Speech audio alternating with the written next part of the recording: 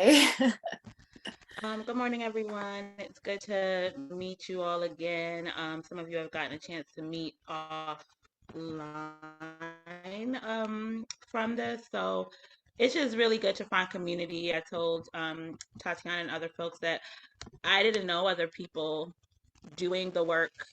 And so it was just nice to have other people who wanted to talk about data and numbers and things relating. So I am a cultural arts strategist from Brooklyn, New York. I've also lived in the Southeast for a decade. I came to San Diego in January 2020 to take a break. I had been doing 3.5 years of really intense arts equity work, implementing an innovation and equity initiative in Charlotte, North Carolina. Dealt a lot with redlining, gentrification, building community, government, art spaces, doing a big bunch of stuff for teachers and education around cultural competency and arts equity. And so I am an ocean lover. I wanted to come and live in the ocean, or not inside of it, my bad, next to it, close by it. And so I came, to California a few times, ended up in San Diego. I got here the last week of January 2020. So I had a month and 2 weeks of a brand new city before thing, and I was the department head of programming and education for San Diego Museum of Art. And I chose that space on purpose because I'd never worked in a white space or Eurocentric type art space. I've worked in a lot of other kinds, and I wanted that experience. But I figured, it's kind of like paid professional development. I was covering someone's maternity leave. I brought 2 suitcases. 2 years later, I'm still here and deep in the middle of this project. So it was, I just give that intro that it was completely unexpected. I really just came to like rest and observe what's going on in large museums. Balboa Park has 21 cultural institutions. I thought, this is great research. Cool. I didn't plan to come and stir up anything. Anywho, that's not what ended up happening. This is the page that was the beginning of the survey. So I'll walk you through a little timeline of how we got to culture mapping. Tatiana, if you could keep me honest on time, because I will ramble if left unguided. So let me give you the timeline and then I'll come back to that first thing. I think most people know about mapping from research world, especially in this group setting, but just the idea that we are looking at a geographical map, but then we're laying information on it. We saw a lot of these with COVID, a lot of researchers and scientists use it. People in the cultural arts space have been using this idea of looking at resources and looking at who's there. So culture mapping as a term I knew existed in the ether. Like I knew I wasn't making it up. So I just put San Diego on the back of it. And so you can, there's other culture mapping that is happening in the world. New York City just had a big one with Museum Hue and the Department of Cultural Affairs. I think there's one in either Arizona or New Mexico that's also really interesting to look at. So people who are using this idea of mapping, but for arts and culture resources. So 2016 to the present, like I just mentioned, I was doing a lot of policy and action based. My work in arts has always been in a social practice space or looking at people who are left out of the mainstream narrative. So that was the work I was doing. It was already kind of baked in. But like I said, I came here just to relax. In December 2020, the major newspaper here in San Diego did a wrap up of how COVID was affecting the arts community. And it was 8 pictures in a grid, and every of the 8 people was a white presenting person. And I had just spent a year in this city, and I was like, that's not San Diego. Like, are y'all in the same city I'm at? Because that's not what it looks like here. So that wrap up happened. I called them out online, and then they were like, oh, well, you have things to say, do an op-ed. So I did an op-ed, and there was a lot of attention to the point where it felt really uncomfortable. San Diego was kind of just like chill. There hadn't been a lot of political or civil rights conversations. I live in the LGBTQ community. That's pretty much all the political happenings happening in the city. Not a lot of conversation, not a lot of action. A lot of people expressed that they were numb and were so used to being ignored and erased in the city that they didn't even stir up a fuss anymore. So most people had created their own entities. I took specific issue with the newspaper leaving people out because those of us who are historians and even as we gather data know that newspapers are the public record, right? So if y'all are able to tell this story on this biggest moment in American history that doesn't include communities of color who were already disenfranchised and left behind, that's nonsense. And so I was just like, you can't do that. Not here, not anywhere, but especially not in a city that has an immense population of folks from around the globe. So the op-ed happened, so much attention because it was something that people had been used to ignoring, and I was like, I just got here a year ago. I feel uncomfortable having all this attention. What can I do with it? And so I said, oh well, if they can only have 8 white folks because they don't know the other people, I'll make a list. And so it was as simple as I'll make a list and I'll gather information. um, that became culture mapping, which I ended up adding in arts development, arts advocacy, and a few other aspects to it. And so I created a survey using that first page. So this was a survey that I put out. This was the introduction. I wanted to specifically name the groups that we were looking for. There's a lot of strife around terminology. So from even from just the inception of the survey and how I was collecting the data, I wanted people to be seen. I wanted each of the communities that had been erased to be called out, to be included. I didn't specifically include Latinx folks who are a variety of races, because in San Diego specifically and in Southern California, I felt like they had a space. And that's something that I still, had to interrogate with myself and debate. And I decided to change the wording for the fall 21. But for the initial one, I wanted the people who were completely left out because some of the folks in the grid that I mentioned in the newspaper, they were white presenting, but they were Latinx. And so I just wanted to specifically name these groups that were left out and that are here in San Diego and I knew were making work. And that in itself brought people in to add their data because they saw their name for the first time. We have a big Filipino population. They have felt super ignored. We have a lot of Pacific Islander folk. We just so many specific groups that either get lumped into POC and never really named, or just are not even thought of and are left out altogether. So I released the survey in January 2021. I just made like some Canva slides, Canva slides, a Google form as a survey, and didn't really know much about what else would come after, but had these kind of skills that I've used in other parts of my career. So January to June was really analyzing the data, outreach via social media, in person, because this is a new city for me. So I still had to understand we did the whole county. It's just me. We did the whole county, so from Oceanside down to San Isidro. We wanted to include all of the places, so not just the city of San Diego, it was the entire county that we opened it up to. So analyzing that data, meeting folks, kind of learning where these places were. We had a lot of people reach out for interviews.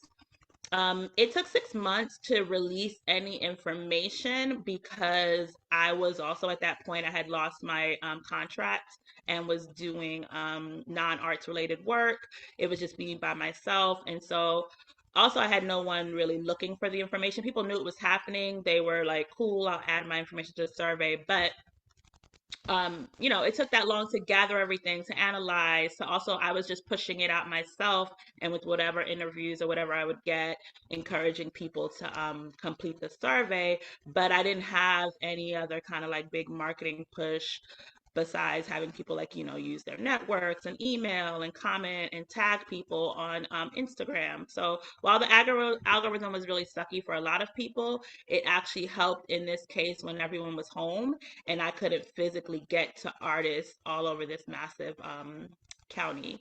So June, I released a 40-page document. In May, one of the artists who was going to fill out the survey, her Zoom and mine, we ended up having like a whole conversation, and she had some skills with Canva. So literally up until May, I had nobody else helping. She came in May and helped to design the report, which I'll show you in a minute. So it was amazing to have someone alongside me for that part of it and to really help just get it out into the world for June.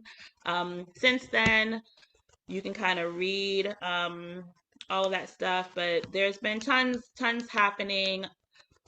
The advocacy and artist development side have been the biggest part. So meeting with people and literally just letting them know these folks exist. The survey captured kind of their assets, but also their deficiencies, right? So here's what we have and what we offer and what we bring to the county. And then a good amount of them sharing, here's what we need, here's what we don't have access to. So, interviews, conversations, meetings with government folks, mentorship meetings, all of them who participated I gave them free artist development or consultation or mentorship, whatever they needed specifically. So I can also share some of that on the other slide with you all. I didn't create a website because I was doing it on my own. I didn't have any funding. I had limited knowledge of how to do technical stuff. I did what I know how to do. So Canva, Instagram, anything that I could control, I made. That's what I made to like share information with. So the top right is what I put out to kind of invite artists to come in. Then you got some screenshots. Well, the one in the middle, the white words on the screen, that's what I put out to do the initial call out in December of 2020. I was just like, are you kidding? And so I highlighted Black voices, right? I'm a Black theater artist and program curator. So I was really talking about, hey, I know there are Black folks here. There's only 6% of San Diego, but we're here. And then in the comments came so much allyship, so many other groups, and that is how we expanded the call of who I wanted to focus on. It was really based on who said, yep, they ignore us too. It's a mess. Oh yeah, they've been doing this. This is common in San Diego. And it was just this community that happened in the comments of tagging people and increasing the conversation. So um, we got 32 responses. I took out maybe two of them because they weren't actually in the arts. And that's something interesting, I guess we can talk about later is, some people might have left it. I was like, I think the person was and you'll see them come up here, but they don't end up in the final report. These were the initial responses before I got the last few people, but it was like a beauty person. And I was like, yes, makeup and beauty are an art, but are they arts and culture in this way? And so I just made the decision to not include it. But that's the only one. I didn't vet anything else. I didn't look at who the folks were. If you submitted and you fit the criteria of how you self-identify and some of the areas, I just let it be in. So in creating survey, and that's something else that I'd love to chat with folks about, it was interesting how many people had like an existential crisis having to choose what category they were in, or what fit them. But the majority of folks who responded felt like they were interdisciplinary. The dance community was also super present. The dance community here is so diverse. What did people, oh, so other categories of what they felt like Hey, they were if they Angie, didn't. not to interrupt, sorry, No, but just to that's keep good. our time, we're over time, but Yes. maybe we can do like 5 more minutes just so we have a little Okay. time to talk with you too. Yes. All right. So let me show you what we released. So I think this is what that's pulling up. Are you seeing a black screen twirling? Okay. They've done so many improvements on Zoom. It really follows you nicely now. So this is what we put out.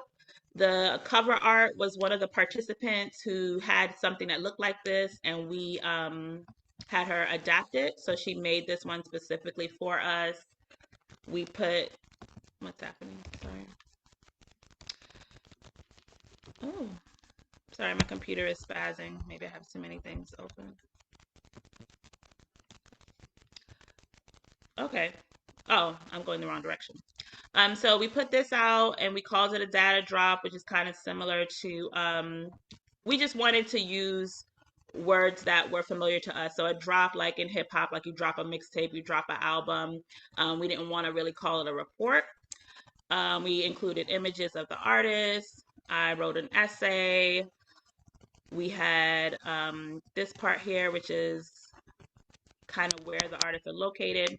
And then at the back of it, we've got action steps, contact information. I made a little Google website so people could contact folks. They could get the information, contact people. They could see the artist. And this is what we put out. So I put out the website, the report, and then in fall, I opened it up to more people. So I know there's at least 200, 250 that would be in it. So I wanted to try and get as close to that number as we can, with their data being represented here. I'll stop there, Tatiana, because, I could obviously keep rambling. So amazing. Let's open it up.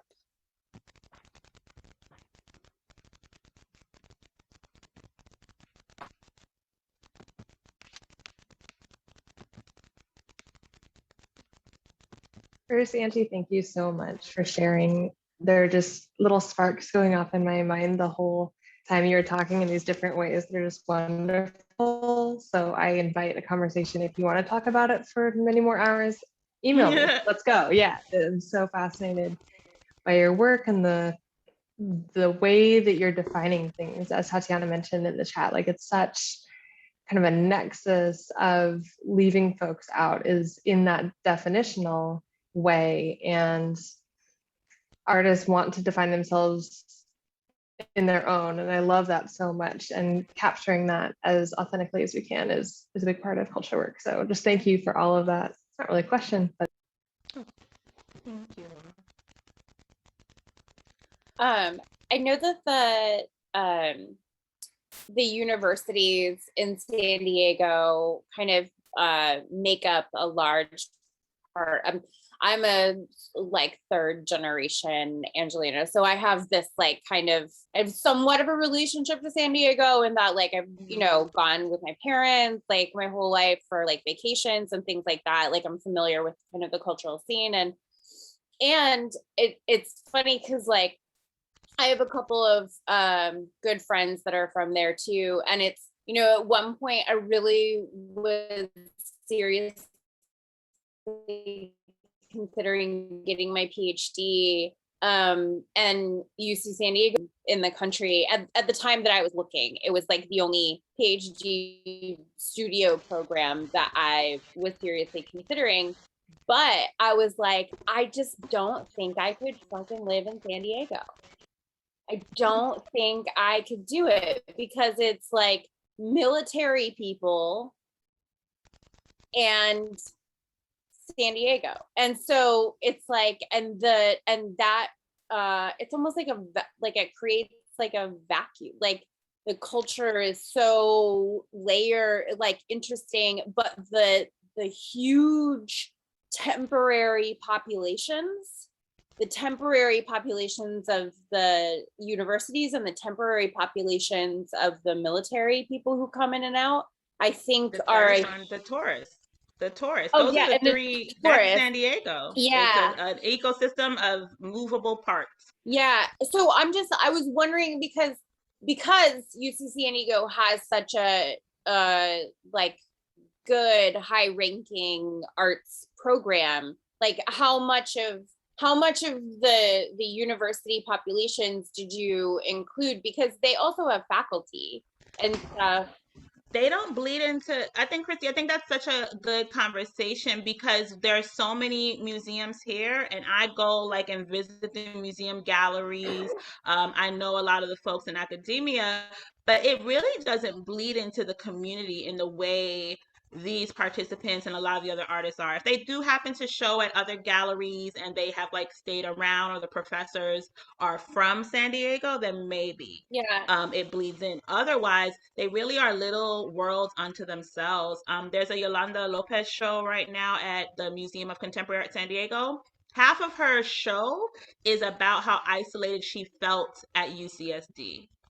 Like UCSD is pictured in the work. It's massive work. I think you can see some of it on their website, but it doesn't, I didn't put the people in. They had to do the survey themselves and include themselves. I shared it with folks. People in academia knew it exists. I'm in communication with them, but many of them did not include themselves. Perhaps they thought they already had space. They didn't need more visibility and access. Maybe that was a thought in their minds, but yeah, they didn't, many of them didn't participate. No.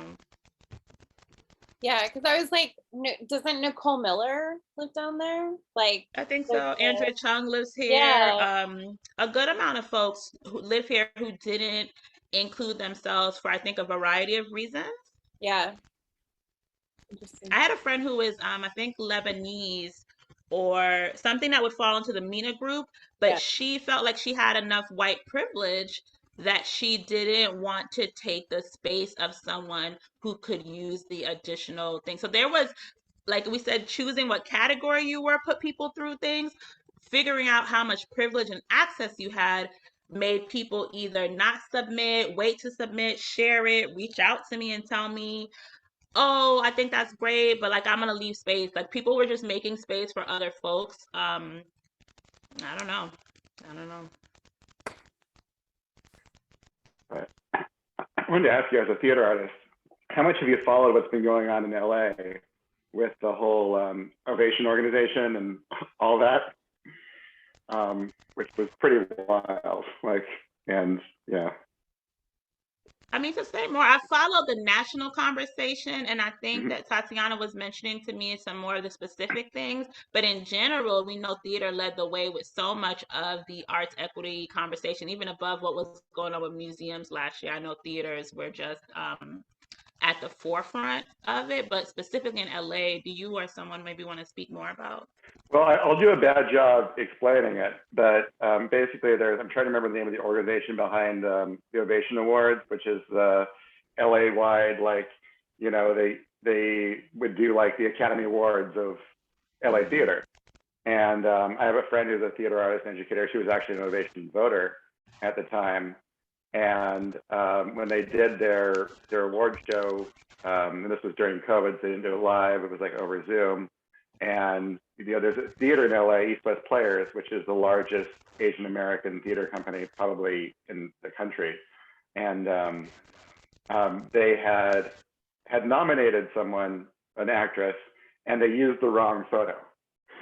And they tried to play it off as like, oh, well, you know, these things happen. And it's like, and this was like the last straw for a lot of these theater companies, was like, you have been erasing us, you have been ignoring us, and we're done. And like, I think like a third or something like of the theater members just left, and the organization collapsed. Like, because then that's exactly what was happening with the arts in San Diego, was happening with theater in LA, where it was just like all the white theater companies were getting awards and recognized and everything, and all the theater companies that included people of color and had, you know, it was just a whole thing. So.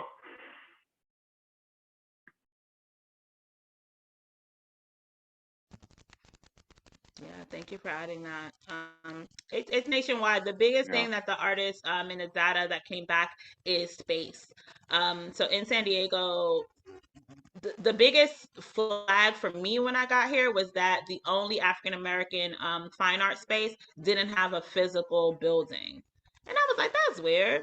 And you know, there are museums without walls, so sometimes it's intentional, but it led me to look at the rest of the business infrastructure and layout, and then also just for other communities of color. And like space is a big issue. People don't have physical space, and so it's really hard for them to build a following in this city, which is weird by itself. Like Christy brought out so much of what I think laid the groundwork for it being really neutral in terms of a lot of issues is also people just don't have space. They can't afford it, or they never were able to build up the capital to have ownership. It's just a hot mess. We have a lot of food, a lot of beauty, and that goes across communities of color. A lot of food, beauty and salon spaces. But in terms of businesses within arts and culture, rehearsal spaces, performance spaces, none of those things are really owned by us. In Balboa Park with 21 plus places, two of them are led by and for, one is for Latinx folks and one is for people from the African diaspora. They're both on the outskirts of the park in buildings that were not really intended for museum or cultural center experience. Those two, and then there may be like 3 or 4 others on the list that have a physical place that you can walk into every day. The rest do not. It is a baffling set of circumstances that leaves us in just a weird place in 2021 where people literally feel disenfranchised still here. I wanted to say, I admire how you've done this work pretty much by yourself. That's just incredible. And to have the grit to just do this really needed work. And also I wanted to ask you, when you were at the San Diego Art Museum, did you get connected with any of the museum technology communities like Museums on the Web or MCN is Museum Computer Network? They just kind of go by MCN, because there are a lot of people in those communities who may be interested in the work you're doing or have done similar kinds of projects and may either be resources or be interested in helping out or whatever. I'll look into them. Not at the Museum of Art. They weren't really focused on anything like that. I didn't come across any when I was there. So I can look into those. Could you say it one more time and I could write it down? Yeah, one of them is called Museums and the Web. They're like, I mean, the web is sort of, they've been around for like 20 years or something, so they still have that name, even though it's way more than just the web. It's pretty much museum and technology. So they run a conference. It's an annual conference that moves around the country, and they have a lot of networks of kind of like-minded people in different categories of like different areas where museum and technology intersect, and like different working groups for topics. And you might find a lot of like-minded people through that. And I can definitely connect you with people and ask people that I know through those networks, like who would be good to connect with. And similarly with MCN, they're both very similar kinds of organizations. Here, I'll find the links and put them in the chat, and then maybe I will connect with you after. I'll get your contact info. Angie, I'm just so curious, like how this project has shifted your like relationship to San Diego. Like, are you gonna stay there? Are you, because it sounded like you're doing a second version of it. Yeah, I'm just curious about that. I'm one of those people who will go where the work is, which is a plus and a downside of the work as an arts worker, right? So at the same time, while I launched the second survey, I've applied to positions in y'all city, in Washington, and wherever, because I'll have to go where the work is. San Diego is on the edge of sustainable, right? Like, my work right now is a lot of consultation work because there's only but so many museums. I don't have a position in one of them now. I work in a conservation center, and then I do my consulting. But I'm always connected to these cities that I've lived in. So I don't live in Charlotte anymore. I have a talk there next month. I'm still involved with that arts community. I'm from New York City. I'm still involved with organizations or artists up there and supporting. So I think even if I move and live in another city, this will still be work that's here. I think one of the biggest goals of connecting it with the offices of equity and making sure that arts equity is a part of these brand new offices is that the work outlives me. Like, it was never supposed to be about me. So like the website, this should be a department that the city and the county have. Like, this should be built into their equity work.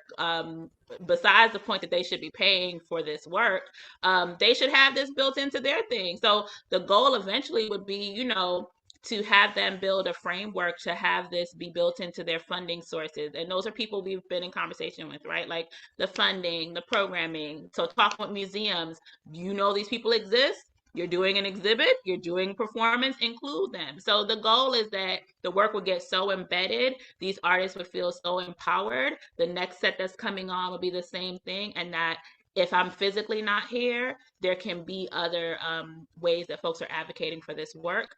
And then I'm still involved in the way that I get to be involved in other cities. So the answer is I'll go wherever I need to go to do the work. But I love learning about these cities. I'm a nerd at heart. I love doing this kind of work, and it really doesn't center around me in the way that like I need to be here for it to happen.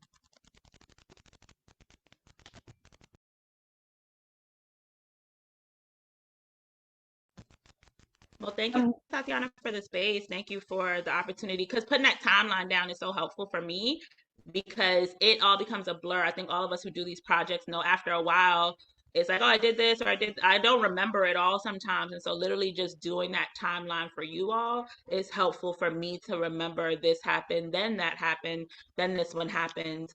And it's just good to trace it back. And hopefully if someone gives us money one day, I can also tell the story more accurately. So thank you for providing space for us to talk about these very specific things in the arts world. Thank you so much for sharing with us. I mean, I feel such a kinship with your work, which we've talked about for quite a bit. I'm wondering if anyone has, we don't need to it would be nice to keep talking about Angie's work as well, but I wonder if we can weave in the text, which is about systems. And I don't know did anyone read the text? Raise your hand if you did, and there's no shame. Did too. Okay. Kind of Michael, kind of Yemisi. Well, Christy, is it possible to do like a 5-minute summary of what it was, or just just quick shot of the content of what it is to kind of let other people in?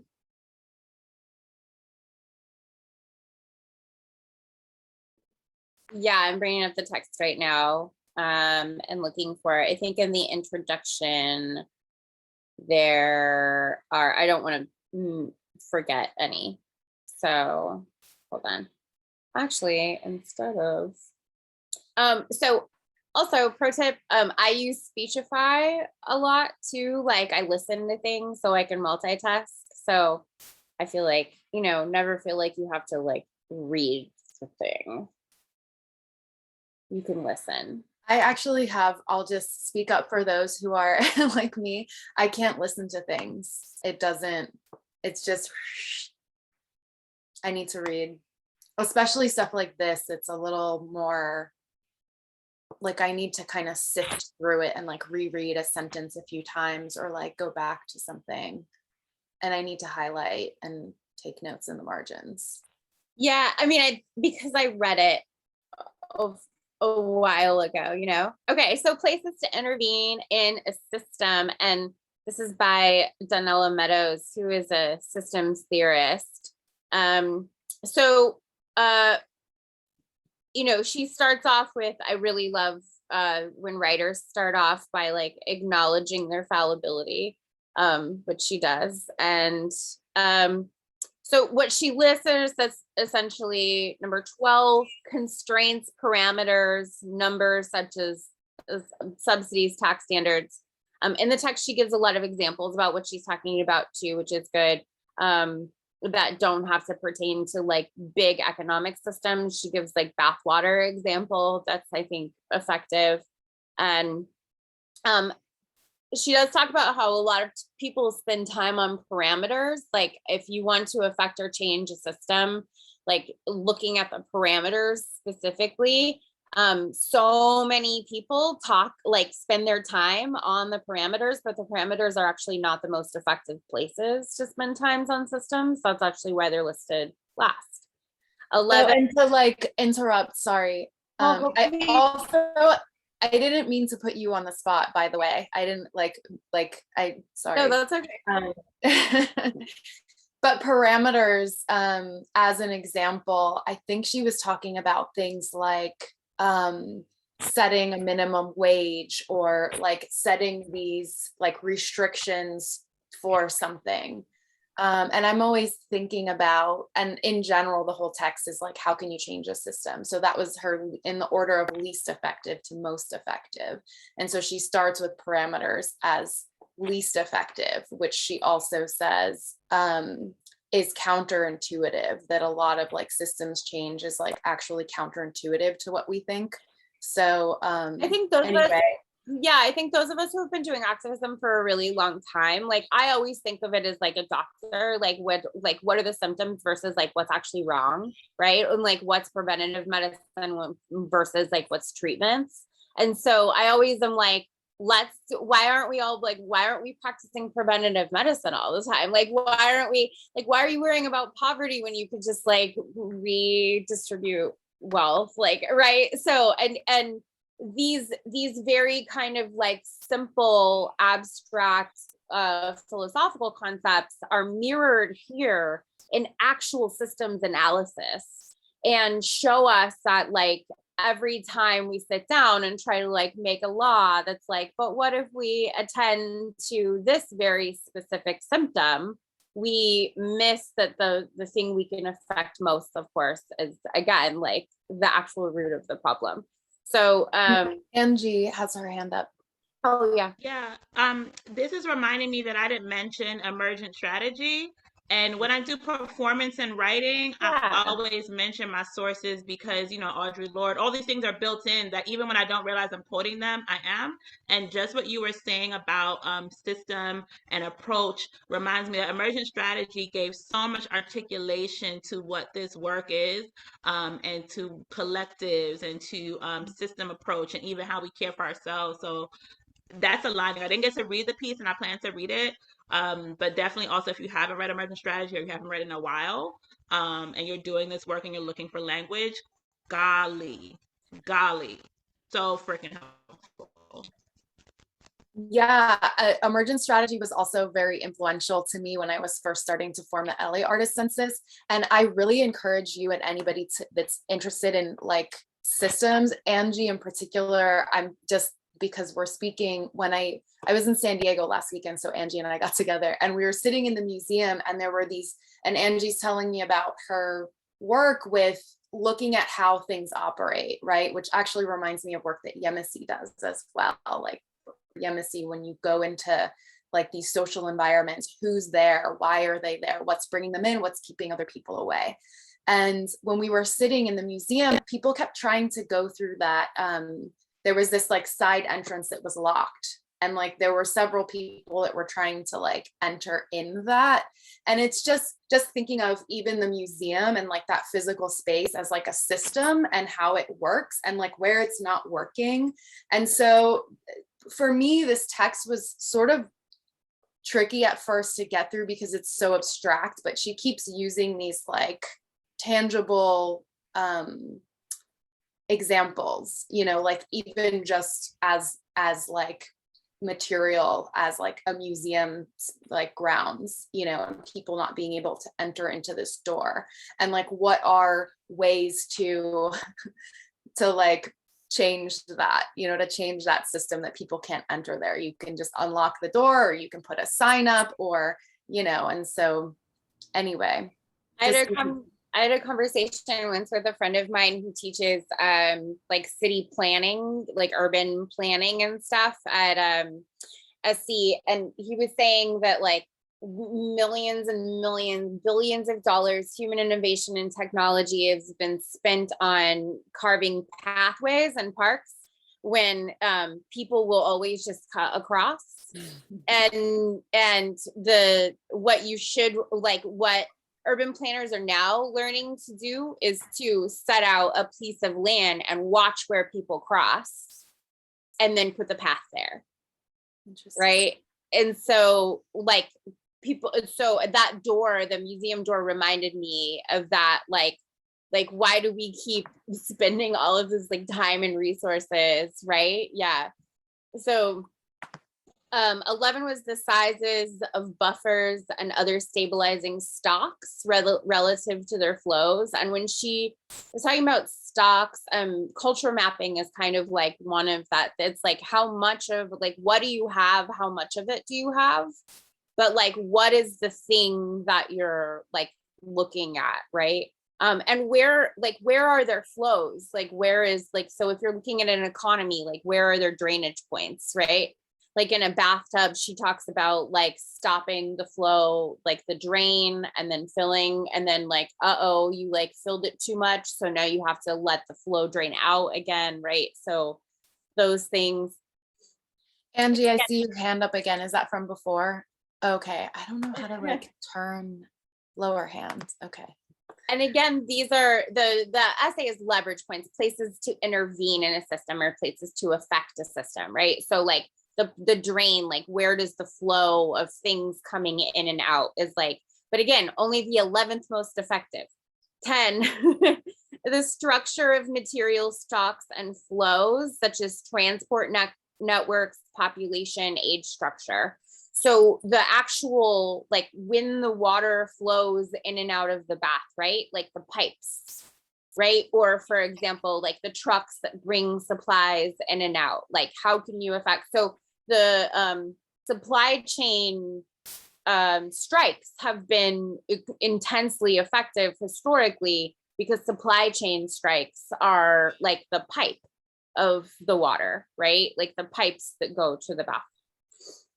Another example she uses for that I really liked was, especially like with Los Angeles, and because I had read this text and then I drove on the 110. The 110, as some of you know, like going to Pasadena, it's the oldest freeway in the country. And so the exits, some of them are just straight up like U-turns. And so you're going like 50 miles an hour, or some people are going much faster. And then you exit and it's like, it's pretty dangerous. And it's so terrible. in this type of intervention, she's saying like physical intervention for that would be bulldoze like that part of the 110 and then like rebuild it. And she doesn't consider it effective because it takes years and it takes like just so much bureaucracy to actually make that happen, when instead you could more effectively like change the speed limit. Or we'll get into like I think her number one most effective thing is really awesome. Which it's funny because you said, so the number 9 is the lengths of delays relative to the rate of the system change. So everything has a delay. It takes time for water to get from the pipes to the faucet. Like all of these things have a delay in their implementation, and the delays, the space between, right, is also like another place to intervene. Or as Ani DeFranco would say, the lag time. That was a reference for any of you undergrad feminists. So, and then 8, that was a joke. The strength of the strength of negative feedback loops relative to the impact that they are trying to correct against. So the strength of negative feedback loops is again like a minimum wage kind of thing, right? So that's a negative, like let's try to, she uses housing.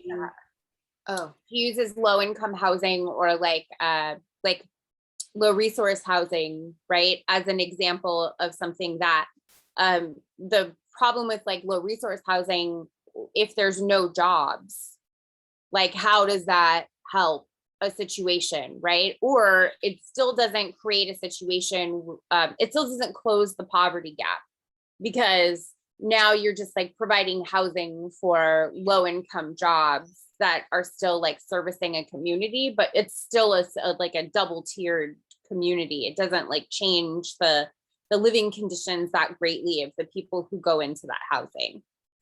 Which, yeah, also living in Echo Park, there's the tiny home encampment by the auto zone that has 30 tiny homes as their solution to kicking out, I don't know like 100 people or more, 200 people, I don't know, that were living around Echo Park.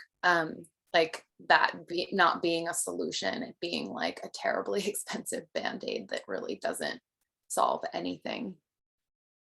The gain around driving positive feedback loops. So for example, California generally has a surplus in its like money that comes in or whatever. Like that gain from the positive feedback loops is another place to intervene in a system. And that's where we do often in California. That's why we have so many social programs. It's because a lot of people intervene in that gain at times. The structure of information flows. So who does and does not have access to what kinds of information, which is really interesting because we're an art and data club. So we're a club that meets about art and information. And that's the number 6, right? Number 5, the rules of a system. So such as incentives, punishments, constraints. Shout out to my man Foucault. For the power to add, change, evolve, or self-organize system structure. As an anarchist, I'm constantly pointing out places where anarchism has always existed. We already have anarchist communities everywhere around the world. We have anarchist communities in Los Angeles. They're communities where the government doesn't give them any resources. So they themselves have organized their own communities around their resources, created mutual aid systems and strategies, and don't really necessarily, I mean, help would be nice, but like they don't really need anybody to save them. They're already creating mutual aid systems that are working for their communities. Those are already anarchist communities. I want to read one little snippet, just adding to that, because yeah, of course. It's the ability to self-organize is the strongest form of system resilience. A system that can evolve, can survive almost any change by changing itself. The human immune system has the power to develop new responses to some kinds of insults it has never before encountered. The human brain can take in new information and pop out completely new thoughts, which those are interesting examples of like self-organized systems. Mm-hmm. 3 is the goals of the system. 2 is the mindset or paradigm out of which the system, its goals, structure, rules, delays, parameters arise. So I'll give you an example of how this, and she says like this happens for individuals all the time. So I grew up with like a mom who is like, you know, affected by patriarchy because she's a woman who takes up space. And I grew up like in proximity to her battle with trying to shrink herself physically my whole life. And so I always thought that I had to shrink myself physically my whole life too, because I thought that it was wrong that I was a woman who took up space. Now I talk about it in this way because that was a paradigm shift for me. Because my whole life, when I thought about it, like my mom's fat and she wants to lose weight, and I'm fat and I want to lose weight, it wasn't effective, right? Like that was just like, that paradigm is like, the goal of that paradigm is to shrink my selfhood. The goal of that paradigm was effective as long as I buy into that paradigm. But when I reframe the paradigm as like, I live in a world that wants women to take up less space, and then I use that paradigm, like that shifted my entire relationship to myself, my body, my self-love, my students, how I talk to other people, all of these kinds of things, all by just shifting the paradigm of like, it's not about something being wrong with my body. It's about a world that wants to see women take up less and less space, right? And so that shift is like the paradigm. That shift happens in individuals all the time. So the number 2 most effective place to intervene in a system is to shift the paradigm, right? And that's definitely where we are with culture mapping. I think because so many of the big spaces in Balboa Park or in the city in general receive the funding, receive the attention, shifting the paradigm of what inclusion looks like, of what fund sharing look like. I'm right now, I'm not an anarchist, but I'm right now at the space where I'm looking at vacant county and city buildings, and I'm just like, what are y'all doing with this? Feel like we could have this. Like just taking so much of the red tape that we saw people take away in 2020 in terms of getting funds to artists, to individual artists, seeing more of that. So it really is a paradigm shift. To me, that's where I work. Like I work in changing policy, changing paradigm, because so much else I don't feel like we can legislate. I don't feel like we can, make racism go away. The racists, we're going to continue to racist. That's kind of what they do. But what else can I do? How can I make this life that we have to live as women, or as, communities that are othered here, right? Which are the global majority, but are othered in this place. How can we shift that paradigm? And so that's a lot of the work. I think it also keeps me from, wanting to blow up centers of places, right? This gives me a work that feels possible and that feels like I am at least changing some paradigms for some of these places and giving artists the ability to take up space in the way that Christy was mentioning. So yeah, I definitely will go back now and like highlight some of that reading. Super helpful articulation of what we're doing. And the number one is the power to transcend that paradigm.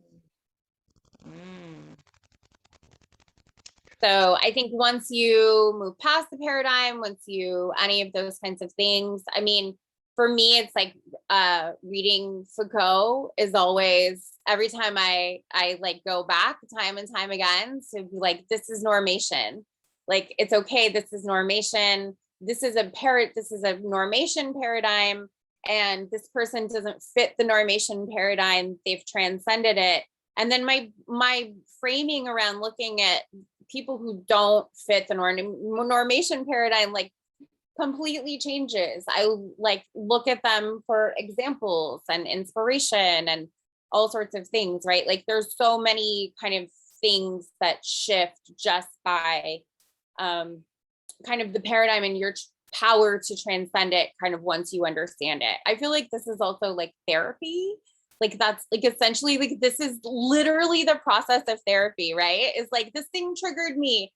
Oh, wait, it was actually about like feeling not protected by my parents. Oh, okay. I reject this thing triggering me, right? Like it's I'm gonna read one snippet from last one, which is the power to transcend paradigms. There is yet one leverage point that is even higher than changing a paradigm. That is to keep oneself unattached in the arena of paradigms, to stay flexible, to realize that no paradigm is true, that everyone, including the one that sweetly shapes your own worldview, is a tremendously limited understanding of an immense and amazing universe that is far beyond human comprehension. It's so like grandiose and like spiritual even, but and then one last little snippet. It is in this space of mastery over paradigms that gets a little dark, that people throw off addictions, live in constant joy, bring down empires, found religions, get locked up or disappeared or shot, and have impacts that last for millennia. I mean, it's interesting she ends with that. But she is speaking like on a personal level, right? With like addiction, or Christy, your own personal story, which thank you for sharing with us. And then, so from the personal and then also like to larger societal movements. And I think, it's with every like social justice movement and like the environmental movement, it's like we're trying to shift a paradigm. She also says this is like the hardest, but it's also like most impactful, but also, what is it in the second one? She says something like harder to change than anything else about a system. And therefore this item should be lowest on the list, not second to highest for the paradigm shift. But there's nothing necessarily physical or expensive or even slow in the process of paradigm change. In a single individual, it can happen in a millisecond. All it takes is a click in the mind, a falling of scales from eyes, a new way of seeing. Whole societies are a whole other matter. They resist challenges to paradigm harder than they resist anything else, which I think is evident in this last week. I first found Donella Meadows and just an excerpt from this essay in a text called The User's Guide to Demanding the Impossible, which is by the Laboratory of Insurrectionary Imagination out of London. And the example that they give near the excerpt is one of my favorite examples is a 2006 climate camp where activists put the images of faces of climate refugees on their shields, their cardboard shields, so that when the police were beating their shields, they were beating the faces of the climate refugees. So the image that created was a paradigm shift, like a small paradigm shift for people, right? And it's just, and in the Orange Revolution in Poland is another one of my favorite ones too. That is like, so protest was illegal. And so a group of art students dressed up as gnomes and had a strike for gnome rights in the streets of, I think, Krakow or Warsaw, and the police were not called in. So the art students used this kind of like tactical frivolity, right? Like to push and see whether or not the military would actually respond. And within 2 weeks, there were widespread protests in Poland. They call it the Orange Revolution because of the color of the gnome hats. And then eventually, like, the government fell and yada, yada, yada, right? Like, all with this really small paradigm shift, like little tiny things like that. And I think, tactical frivolity has been, I think, one of the most effective things I've seen in that.